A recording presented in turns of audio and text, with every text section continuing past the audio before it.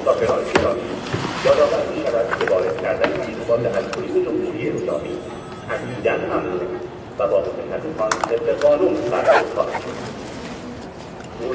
دوره دکترام اونجا گذروندم در رشته ادبیات انگلیسی. این چه؟ رمانه. قراره تدریسش بکنم توی دانشگاه. درس بدم.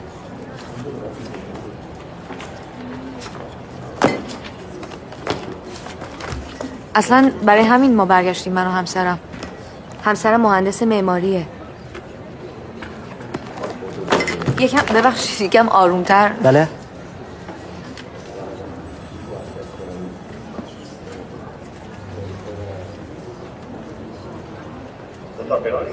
بیگارم.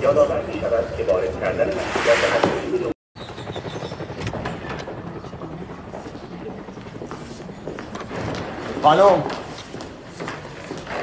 کارت شناسایی لطفا.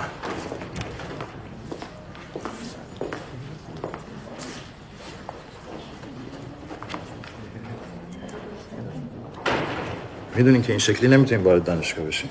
من از زمانی که تدریس این دانشگاه رو شروع کردم همین شکلی وارد این دانشگاه شدم. الان باید موهاتون رو بپوشونین.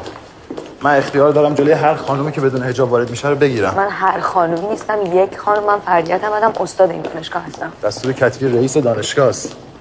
هیچ خانم بدون حجابی حق ورود به دانشگاه نداره.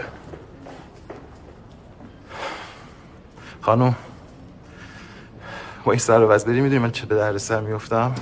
من تا اونجایی که میدونم هر کسی مسئول اعمال خودشه دیگه، نه؟ بنابراین با اجازهتون. شوخی. خانم وایسا. برو بابا.